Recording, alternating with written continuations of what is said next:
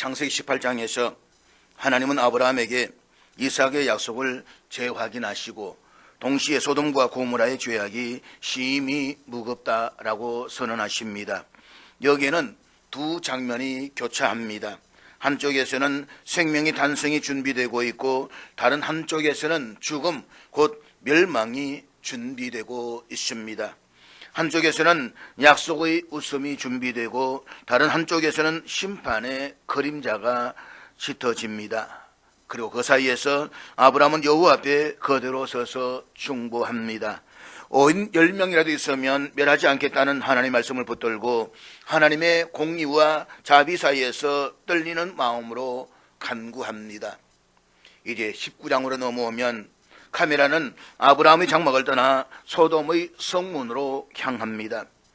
은혜의 대화가 오가던 장막에서 타락의 소음이 가득한 성문으로 장면이 바뀝니다. 저녁 때에 두 천사가 소돔에 이릅니다.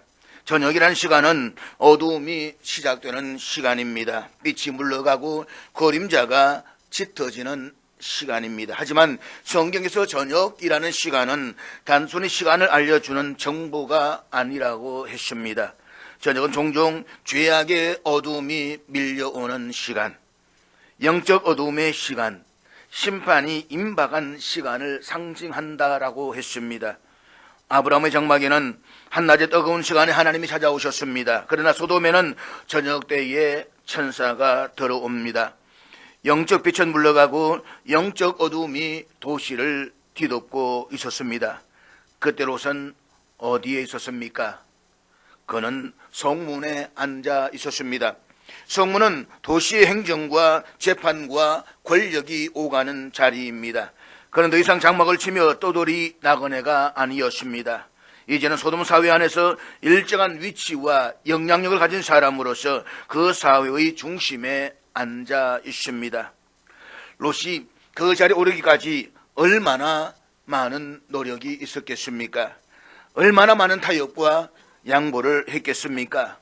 얼마나 많은 자기 합리화가 있었겠습니까? 나는 여기에서도 믿음을 지킬 수가 있다.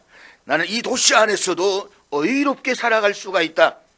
그렇게 조금씩 적응하고 옮기고 조금씩 물들어가다가 결국 성문에까지 앉게 된 것입니다. 그러나 이러냐게도 사회 중심에 앉아 있었지만 그는 그 도시를 변화시키지 못했습니다. 오히려 그 도시의 분위기가 그의 가정을 잠식하고 있었습니다.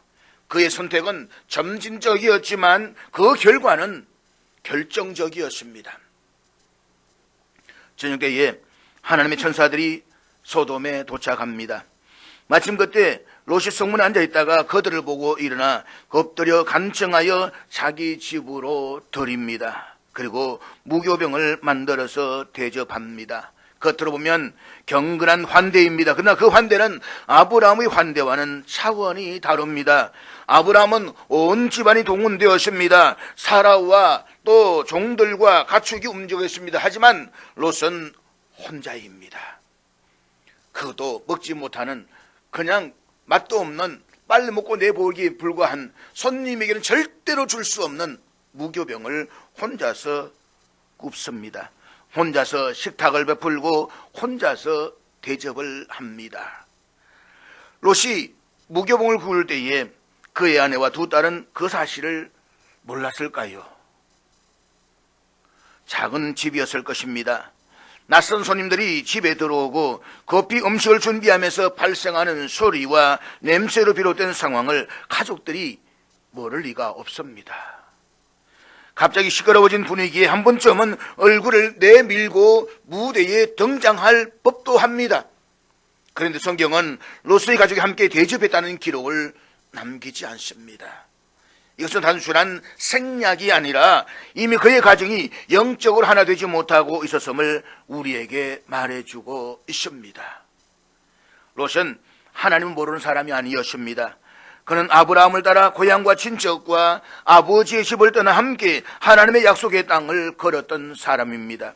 그래 점점 소돔 가까이에 장막을 치더니 이제는 성문에 앉는 위치에까지 올라갔습니다. 그런 누가 뭐래도 소돔 사회에서는 성공한 사람입니다. 그러나 사회적으로 성공했었는지는 몰라도 그의 가정은 점점 세상의 가치관에 물들어가고 있었습니다. 사랑하는 여러분, 가정은 최후의 보루입니다. 그런데 그 보루가 무너져가고 있었습니다. 남편은 손님을 영접하며 믿음의 결단을 하려는데 아내와 딸들은 같은 영적 긴장 속에 서 있지 않습니다. 나중에 롯의 아내가 뒤를 돌아보는 사건은 갑작스러운 일이 아닙니다. 이미 그의 마음은 소돔에 깊이 물들어 있었습니다. 롯의 가정은 위기의 밤을 맞이했습니다. 그러나 그 위기는 오늘 갑자기 떨어진 벼락이 아니었습니다. 그 시작은 이미 창세기 13장에서 아브라함을 떠나 물과 목초지가 넉넉해 보이는 요단들을 선택하던 그 순간부터 시작되었습니다. 눈에 보이는 풍요를 따라 움직였던 롯의 선택 속에 신앙과 현실을 나누는 이중적인 삶을 그의 아내와 딸들은 가장 가까이에서 지켜보았습니다. 아버지가 믿음의 사람처럼 보인다라고 할지라도 동시에 세상의 이익을 쫓는 모습을 반복해서 보면서 그들의 마음도 서서히 세상화되기 시작했을 것입니다. 그래서 소돔의 위기는 단번에 닥친 재앙이 아니라 오랜 시간 누적된 영적 분열의 결과였습니다. 잊지 마십시오. 가정이 한 방향으로 하나님 바라보지 못하면 결국 위기의 순간에 함께 서지 못합니다. 그다음 사랑하는 여러분, 오늘 우리의 가정은 어떻습니까? 겉으로는 교회에 나오고 예배에 참석하지만 정작 집안에서는 영적인 대화가 사라지고 함께 기도하는 시간이 끊어지고 있지는 않습니까? 아버지 혼자 신앙생활을 하고 어머니 혼자 눈물로 기도하고 자녀들은 각자의 방에서 세상의 소리를 더 가까이 듣고 있지는 않습니까? 나름대로 기도한다고 말하고 신앙생활을 한다고 말하는데 그의 삶이 세상과 전혀 다르지 않는 그 모습 속에서 아이들에게 신앙의 회의감을 주고 있지는 않습니까? 이제라도 식탁을 예배의 자리로 회복해야 합니다. 무교병을 굽는 손길이 혼자가 아니라 온 가족이 함께 하나님 앞에 서는 자리가 되어야 합니다. 소돔 한복판에 살아도 가정이 하나님 중심이면 살 길이 있습니다. 그러나 가정이 분열되면 성문에 앉아 있어도 무너집니다.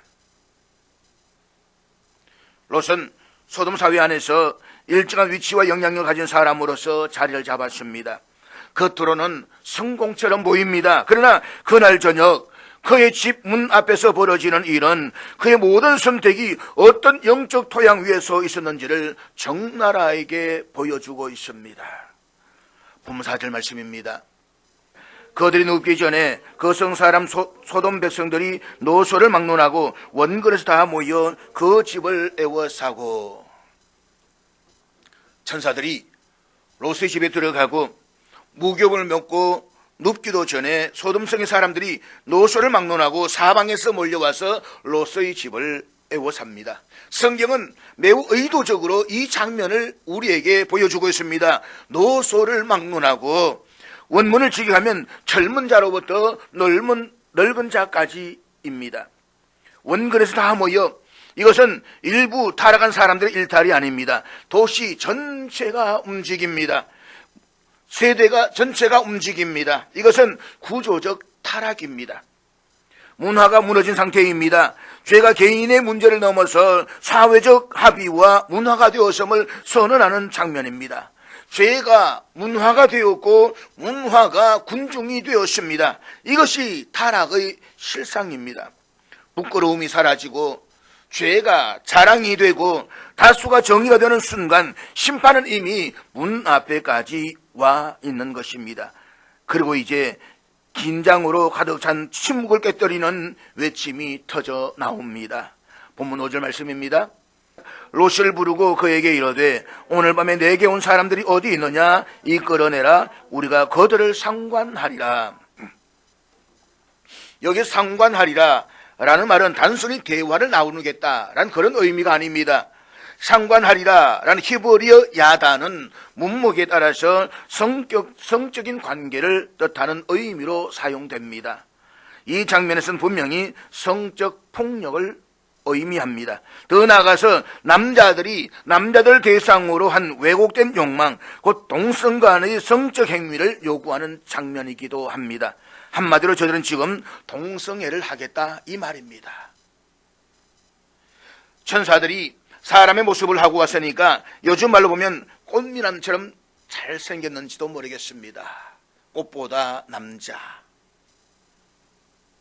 그 소문이 그냥 삽시간에 온 소돔성에 퍼졌습니다. 그리고 젊은이로부터 노인에 이르기까지 성 안에 모든 남자들이 다 몰려왔습니다. 성경은 소돔 백성들이 노소를 막론하고 원근에서 다 모여왔다라고 증언하고 있습니다. 그들은 전부 다들 남색하는 사람들이었습니다. 이것은 개인의 일탈이 아니라 도시 전체가 집단적으로 타락했음을 우리에게 보여주고 있습니다. 하나님을 떠난 도시의 민낯입니다. 자, 여러분, 이것이 소돔이 처한 죄의 본질입니다. 단지 개인 몇 사람만의 문제가 아니라 공동체 전체가 죄를 정상으로 받아들이고 죄를 즐기며 죄를 요구하는 상태입니다. 더 무서운 것은 그 죄가 이제 롯의 집 문 앞에까지 왔다는 사실입니다. 집 안에는 하나님의 사자가 있고 집 밖에는 집단적 타락이 있습니다. 문 하나를 사이에 두고 거룩과 타락이 맞서고 있습니다. 그렇다면 오늘 우리의 시대는 어떻습니까? 성적 혼란과 왜곡은 더 이상 숨겨진 문제가 아닙니다. 죄가 문화가 되고 죄가 권리가 되고 죄를 거부하는 자가 오히려 비난받는 시대입니다. 마치 소돔성처럼 젊은이로부터 노인에 이르기까지 죄의 물결에 휩쓸려 가고 있습니다. 그러나 우리는 분명히 알아야 합니다. 성경은 이것을 죄라고 분명히 선언합니다. 하나님께서 남자와 여자를 창조하시고 가정을 세우신 창조 질서를 무너뜨리는 행위입니다. 이것은 단순한 취향의 문제가 아니라 하나님의 거룩에 대한 반역입니다. 그렇다면 우리는 어떻게 해야 하겠습니까? 이 질문은 단순한 도덕적 결단을 요구하는 질문이 아닙니다. 이것은 영적 전쟁의 한복판에서 우리가 어느 편에 설 것인가를 묻는 질문입니다. 다시 묻습니다. 우리는 어떻게 해야 할까요? 첫째로 우리는 죄를 죄로 분별해야만 합니다. 지금의 세상은 동성애자를 가리켜서 성적 소수자로 말하면서 그들의 권리를 인정해야 한다라고 주장합니다. 동성애는 성 정체성의 다양성 가운데 하나다라고 가르칩니다. 남성과 여성, 양성만 있는 것이 아니라 많은 양성들이 있는데 그 가운데 하나다라고 이야기를 하는 것입니다. 그래서 이전에는 수모 사던 집들이 이제는 퀴어 축제라는 명목으로 아예 드러내놓고 타락의 모습을 우리에게 보여주고 있습니다. 그렇지만 아닙니다. 세상이 아무리 그것을 권리라고 말하고 다양성이라고 포장하고 사랑이라고 미워한다고 할지라도 하나님의 말씀에 어긋나는 것은 분명히 죄라고 말할 수가 있어야만 합니다. 창세기 1장 27절에서 하나님은 사람을 창조하시되 남자와 여자로 창조하셨다라고 말씀합니다. 하나님 친히 성별을 구분하셨습니다. 남성과 여성, 이 양성의 질서 안에서 가정이 세워지고 생명이 이어지도록 하셨습니다. 남성과 여성은 차별이 아니라 질서입니다. 억압이 아니라 창조의 설계입니다. 그런데 소돔의 사람들은 그 질서를 무너뜨렸습니다. 그들은 욕망을 기준으로 삼았습니다. 하나님의 뜻이 아니라 자신의 쾌락을 기준으로 삼았습니다. 그래서 성이 더 이상 거룩한 언약의 도구가 아니라 욕망의 배출구가 되어버렸습니다. 사랑하는 여러분, 우리는 분명히 해야만 합니다. 교회는 죄를 미워하지만 죄인을 미워하지 않습니다. 우리는 동성애의 자를 미워하는 것이 아닙니다. 동성애 그 자체를 정오하는 것입니다. 우리 정죄하게서 존재하는 공동체가 아닙니다. 회개와 회복의 길을 제시하는 공동체입니다. 그러므로 창조 질서를 선포하되 동시에 복음의 소망을 전해야만 합니다. 무엇보다 우리는 이 시대 속에서 말씀을 분명한 기준으로 삼아야만 합니다. 분별은 감정이 아니라 말씀에서 나옵니다. 성경을 붙들지 않으면 우리 시대 흐름에 밀려서 죄로 인식하지 못하는 자리에까지 내려가고 말 것입니다. 죄는 죄입니다. 둘째로 우리 가정의 문을 지켜야 합니다. 소돔의 죄는 성문에서 시작되어서 결국 롯의 집 문 앞까지 밀려왔습니다. 오늘 우리의 가정도 마찬가지입니다. 미디어를 통해, 문화와 교육을 통해 수많은 사상과 가치관이 우리 자녀들의 마음 문을 두드립니다. 부모가 깨어있지 않으면 가정은 순식간에 세상의 가치관에 잠식당하고 맙니다. 말씀으로 가르치고 기도로 가정을 돕고 예배로 집안을 세워야 합니다. 실제로 타락한 세상 속에서 거룩을 붙들어야 합니다. 거룩은 도피가 아니라 구별입니다. 세상 한가운데 살지만 세상에 속하지 않는 삶, 사람은 사랑하되 죄와는 타협하지 않는 삶, 그것이 바로 거룩입니다. 손해를 보더라도 비난을 받더라도 하나님의 기준에 붙드는 사람, 하나님 앞에서 부끄럽지 않은 삶을 선택하는 사람, 바로 그런 사람들이 이 시대의 어인들입니다. 롯의 집 문 앞에 선 소돔 사람들처럼 오늘도 세상의 문화는 우리의 가정의 문을 두드리고 있습니다. 그래서 사랑하는 여러분, 우리가 문을 열어줄 것입니까? 아니면 하나님의 말씀으로 문을 지킬 것입니까? 오늘의 시대는 적당히 타협하는 교회를 좋아합니다. 그러나 하나님은 구별된 교회를 찾으십니다. 오늘의 시대는 침묵하는 성도를 좋아합니다. 그러나 하나님은 진리를 붙드는 성도를 찾으십니다. 사랑하는 여러분, 죄가 문 앞까지 왔을 때 우리는 물러설 수 없습니다. 더 분명하게 진리를 붙들고 더 뜨겁게 거룩을 사모하며 더 간절히 우리의 가정을 위해서 기도해야만 합니다. 그러므로 세상의 흐름을 따라하지 않고 창조의 지시를 붙들고 하나님의 말씀 위해서는 그런 성도가 되기를 결단하십시다. 그래서 주님 오시는 그날까지 우리의 문을, 우리의 가정을, 우리의 교회를 거룩으로 지키는 믿음의 사람이 되시기를 주님의 이름으로 축복합니다. 본문 6절과 7절 말씀 우리 같이 보도록 하겠습니다. 롯이 문 밖의 무리에게로 나가서 뒤로 문을 닫고 이르되 청하노니 내 형제들아 이런 악을 행하지 말라. 소돔의 밤은 이미 깊어졌고 죄악은 극에 달했습니다.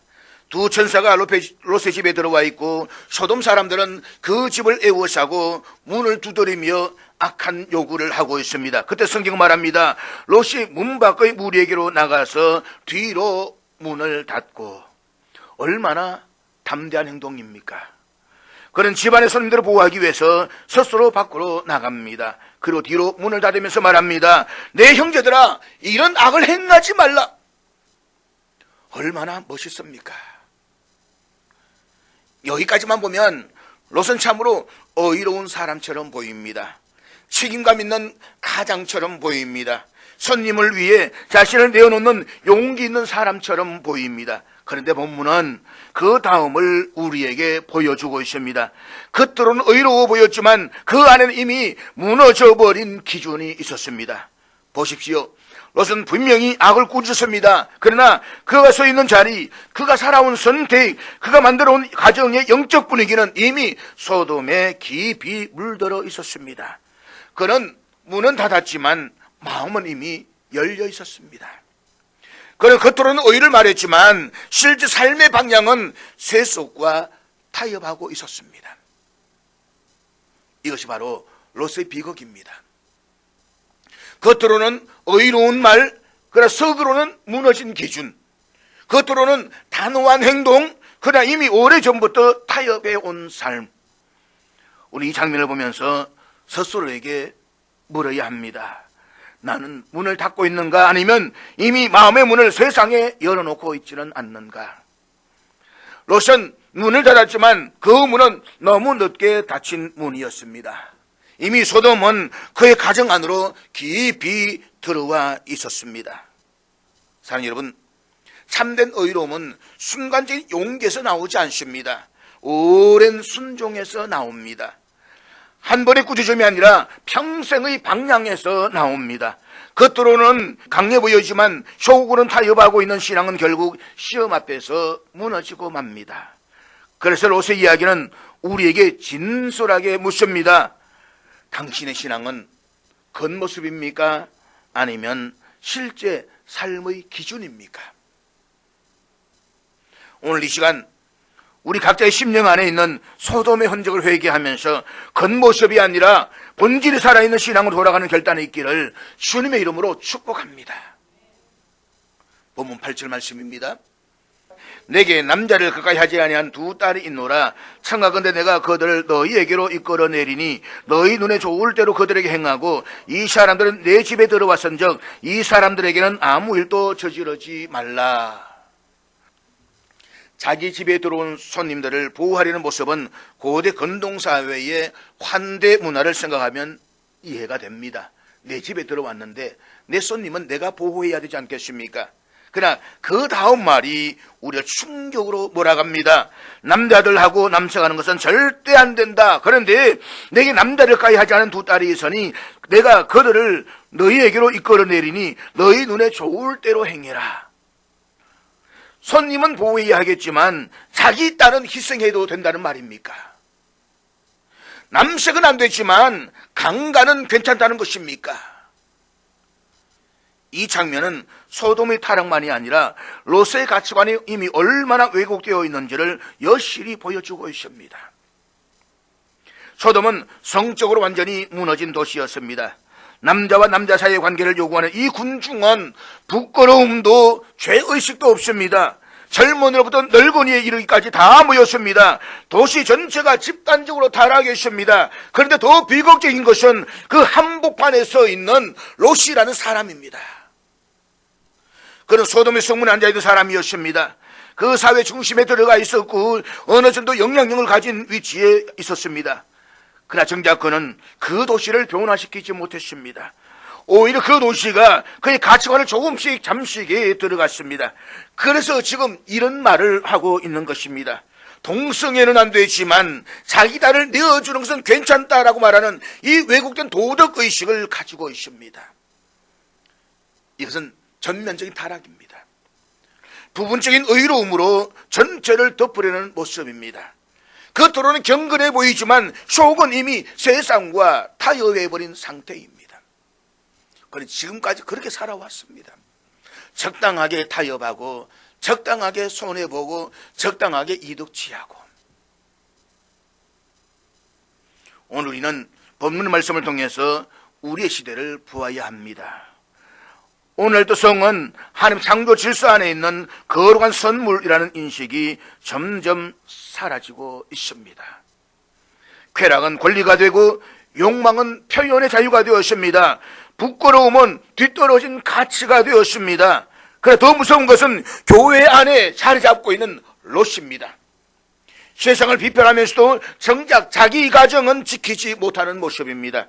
세상의 죄를 말하면서도 자기 자녀의 영혼은 세상에 내어주는 모습입니다.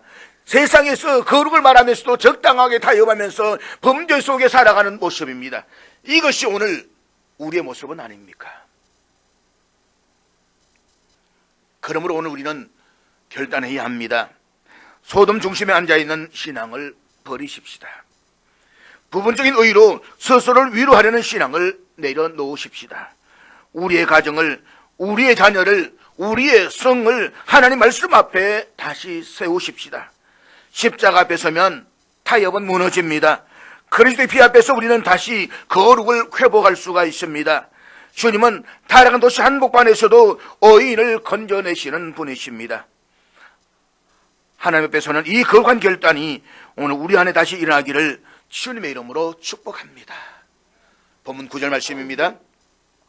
그들이 이르되 너는 물러나라. 또 이르되 이 자가 들어와서 거류하면서 우리의 법관이 되려 하는도다. 이제 우리가 그들보다 너를 더 헤아리라 하고 롯을 밀치며 가까이 가서 그 문을 부수려고 하는지라. 쉽게 말하면 이런 말입니다. 아니 어디서 굴러 들어온 돌이 재판관 노릇을 하는 것이냐. 이것이 세상의 본심입니다. 평소에는 롯을 성문에 앉혀주고 그를 사회 일원으로 받아주는 것처럼 보였지만 정작 자기들의 죄를 지적하니까 본색이 드러납니다.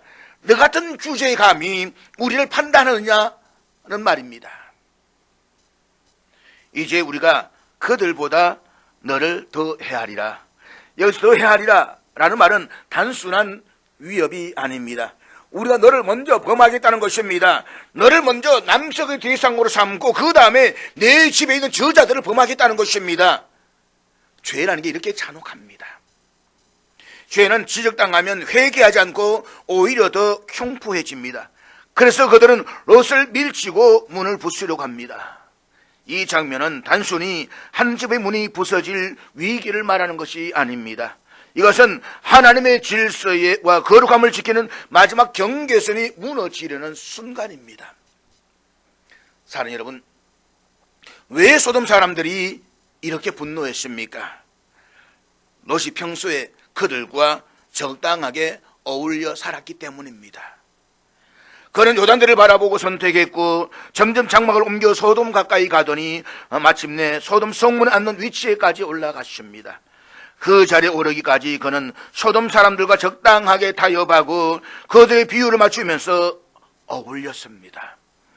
그 결과 세상 한복판에서 성공한 사람처럼 보였습니다. 그러나 결정적인 순간에 그는 외로운 사람이었습니다. 그의 말에는 권위가 없었습니다. 그의 삶에 일관성이 없었기 때문입니다. 세상은 성도가 세상과 섞여 살 때는 박수를 칩니다. 그러나 죄를 시작하는 순간 네가 무슨 자격을 말했냐라고 하면서 공격합니다. 오늘도 마찬가지입니다. 교회가 세상과 타협할 때는 환영을 받습니다. 이야, 저 교회는 지적이다. 저 교회는 정말로 의식이 깨어져 있다. 그렇지만 성경적 가치와 거룩을 외치면 실이 뒤떨어졌다. 판단하지 말라라고 공격합니다. 어디서 굴러 들어온 돌이 재판관 노릇을 하는 것이냐? 이 말 속에는 하나님의 말씀을 거부하는 교만이 들어있습니다. 인간이 스스로 기준이 되겠다는 선언입니다. 그러나 여러분, 우리 세상에서 재판관이 되려고 부름받은 사람들이 아닙니다. 우리는 빛으로 부름받았습니다. 빛은 스스로 판단하지 않습니다. 다만 비출 뿐입니다. 그런데 어둠은 빛을 미워합니다. 빛이 오면 드러나기 때문인 것입니다. 소돔 사람들은 문을 부수려고 했습니다. 오늘 이 시대에도 교회의 문을 부수려고 합니다. 가정의 문을 부수려고 합니다. 다음 세대의 문을 부수려고 합니다. 성적 타락, 쾌락주의, 중독 문화, 왜곡된 가치관이 거칠게 문 안으로 밀어닥치고 있습니다. 그렇다면 우리는 어떻게 해야 할까요? 어떻게 해야 할까요? 첫째로 문을 지켜야 합니다. 가정의 문, 교회의 문, 내 마음의 문을 지켜야만 합니다. 여기서 문은 단순한 나무 문짝이 아닙니다. 문은 경계선입니다. 안과 밖을 가르는 자리입니다. 무엇이 들어오고 무엇이 들어오지 못하는지를 결정하는 자리입니다. 롯의 집 문이 무너지면 그 안에 있는 가족이 무너집니다. 오늘 우리의 가정도 마찬가지입니다. 엄란한 문화, 왜곡된 가치관, 하나님을 대적하는 사상이 아무 여과 없이 들어오도록 방치한다고 한다면 문은 이미 열린 것입니다. 아버지와 어머니가 문지기가 되어야만 합니다. 교회 지도자들이 문지기가 되어야만 합니다. 무엇보다 내 마음의 문을 지켜야만 합니다. 죄는 항상 문 밖에서 두드리고 있습니다. 그러나 문을 여는 것은 결국 우리의 선택입니다. 그러므로 기도로 문을 잠그고 말씀으로 빗장을 걸고 성령의 분별력으로 굳게 지켜야만 합니다. 둘째로 세상과 타협하는 성문신앙에서 벗어나야 합니다.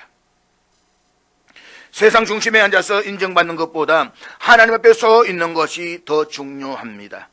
롯은 성문에 앉아 있었습니다. 성문은 권력과 영향력의 자리였습니다. 그는 소돔 사회 안에서 일정한 위치를 얻었고 인정받는 사람처럼 보였습니다. 그러나 정작 결정적인 순간에 그는 그들 편도 아니고 하나님 편에서도 분명히 서지 못하는 애매한 사람이 되고 말았습니다. 그럼 사랑하는 여러분, 우리는 어디에 서 있습니까? 세상의 박수를 받기 위해 진리를 희석시키고 있지는 않습니까? 사람의 눈치를 보느라 말씀을 낮추고 있지는 않습니까? 하나님 앞에 서 있는 한 사람의 믿음이 성문에 앉아있는 10사람의 인기보다 귀합니다. 인정받는 자리보다 순종하는 자리가 훨씬 더 안전합니다. 셋째로 핍박을 각오해야 합니다. 세상에서는 죄를 죄라고 말하면 미움을 받습니다. 그러나 그것이 성도가 걸어가야 하는 길입니다. 소돔 사람들은 롯을 향해서 더 헤아리라 라고 하면서 위협했습니다. 진리를 말하는 자를 먼저 공격하겠다는 것입니다. 오늘날도 마찬가지입니다. 거룩을 말하면 배타적이라고 하고 회개를 외치면 시대착오적이라고 말합니다. 그러나 잊지 마십시오. 빛은 결코 어둠과 타협하지 않습니다. 그래서 어둠이 빛을 미워하는 것은 너무나도 자연스러운 일입니다. 중요한 것은 미움을 피하는 것이 아니라 하나님 앞에서 바르게 서는 것입니다. 핍박을 피하려고 침묵하는 교회가 되지 말고 사랑으로 그러나 분명하게 진리를 말하는 교회가 되어야만 합니다. 그것이 십자가의 길이며 그것이 성도의 영광입니다. 그러므로 세상에서 인정받는 종교인이 아니라 하나님께 인정받는 성도로 서기를 결단하십시다. 타협하는 종교인이 아니라 거룩을 지키는 신앙인으로 서기를 결단하십시다. 그래야 해서 문이 부서질 듯 흔들려도 끝까지 믿음을 지키는 사람으로 서시기를 주님의 이름으로 축복합니다. 본문 10절과 11절 말씀 같이 읽겠습니다. 그 사람들이 손을 내밀어 롯을 집으로 끌어들이고 문을 닫고 문 밖의 무리를 대소를 막론하고 그 눈을 어둡게 하니 그들이 문을 찾느라고 헤매었더라. 천사들이 손을 내밀어서 롯을 집 안으로 끌어들였습니다. 그리고 문을 닫았습니다. 그러면 밖에서 지금 행패를 부리고 있는 소돔의 모든 대소를 막론하고 그 남자들의 눈을 어둡게 만들어 버렸습니다. 만약 여러분들 눈이 지금 갑자기 어두워졌다고 한다면 어떻게 해야 됩니까? 제일 먼저 해야 될 것은 눈을 다시 뜨는 것입니다. 내 눈이 왜 어두워졌는가? 왜 이런 일이 일어났는지를 돌아보아야 합니다. 내가 지금 어디로 가고 있는지를 점검해야만 합니다. 그리고 빨리 그 길을 포기해야 합니다. 그런데 소돔 사람들은 어떻게 했습니까? 그들이 문을 찾느라고 헤매었더라. 지금 이 사람들이 롯의 집에 들어와 있는 것이 아닙니다. 문을 부수고 들어가려고 하다가 갑자기 눈이 어두워졌습니다. 그 먼 눈으로 롯의 집을 문을 찾겠다라고 지금 헤매고 있습니다. 뭘 하려고요? 그 눈먼 눈으로 남색하겠다고 말입니다. 언제까지 짓을 했을까요? 지쳐서 쓰러질 때까지 할 것입니다. 이것이 죄의 무서움입니다. 죄는 사람을 멈추게 하지 않습니다. 죄는 사람을 더 집요하게 만듭니다. 영적 눈이 멀어도 욕망은 멈추지 않습니다. 하나님을 거부하면서도 쾌락은 포기하지 않습니다. 진리가 차단되어도 욕망은 계속 문을 두드립니다. 지쳐 쓰러질 때까지 욕망을 쫓습니다. 그들이 문을 찾느라고 헤매었더라. 여기에서 헤매었더라 라는 히브리어 단어는 육체적인 피곤으로 인하여 심신이 기진맥진해 있음을 의미합니다. 죄를 쫓는 열정은 결국 사람들을 탈진하게 만듭니다. 욕망을 채우기 위해 몸부림칠수록 영혼은 더 황폐해집니다. 이것이 바로 심판의 모습입니다. 심판은 단지 불과 유황이 쏟아지는 사건만을 말하지 않습니다. 하나님을 따르는 열정이 스스로를 소진시키는 것, 빛을 거부한 결과로 어둠 속에서 헤매는 것, 이것 자체가 이미 심판입니다. 잊지 마십시오. 하나님 없는 열정은 결국 그 인생이 헤매다가 끝납니다. 은혜 밖에 있는 삶은 결국 탈진으로 끝납니다. 그들은 지금 자신들이 무엇을 하고 있는지도 무엇을 해야 하는지도 알지 못한 채 자기 생명을 갉아먹고 있는 것입니다. 그렇다면 오늘 우리는 어떻습니까? 우리 지금 본문에서 눈이 어두워졌는데도 자기 정욕을 해소하겠다고 문을 찾아 헤매는 이 사람들과 같은 형국은 아닙니까? 욕망의 눈이 어두워서 우리의 지극히 제한된 한 번밖에 없는 이 인생의 소중한 시간들을 허망하게 갉아먹고 있는 존재들은 아닌가요? 인생은 한 번입니다. 시간은 제한되어 있지 않습니다. 그런데 정욕과 탐욕의 눈이 멀어 우리의 생명을 갉아먹고 있다고 한다면 우리는 이미 심판의 그림자 속에 서 있는 것입니다. 롯은 이미 밖에서 밀쳐지고 있습니다. 문은 부서질 위기에 있었습니다. 그때 천사들이 손을 내밀어서 롯을 끌어들입니다. 롯이 스스로 안으로 들어온 것이 아닙니다. 천사들이 손을 내밀어서 롯을 끌어들였습니다. 그리고 문을 닫았습니다. 이것이 은혜입니다. 이것이 하나님의 개입입니다. 롯이 잘해서가 아닙니다. 롯이 완전해서가 아닙니다. 그는 이미 타락해 있고 소돔 성문에 앉아 있었고 가정은 영적으로 분열되어 있었습니다. 그럼에도 불구하고 하나님은 아브라함을 기억하셔서 롯을 지키십니다.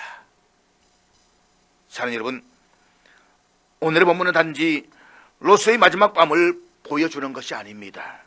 이것은 하나님을 거부한 문명, 하나님 없이 즐기려는 문화, 은혜 없이 채우려는 인생이 어디로 흘러가는지를 보여주는 거울입니다. 문은 중립지대가 아닙니다. 안과 밖은 분명히 갈립니다. 노아의 방주 안에 있는 자는 살았고 밖에 있는 자는 홍수에 휩쓸려 다 죽었습니다.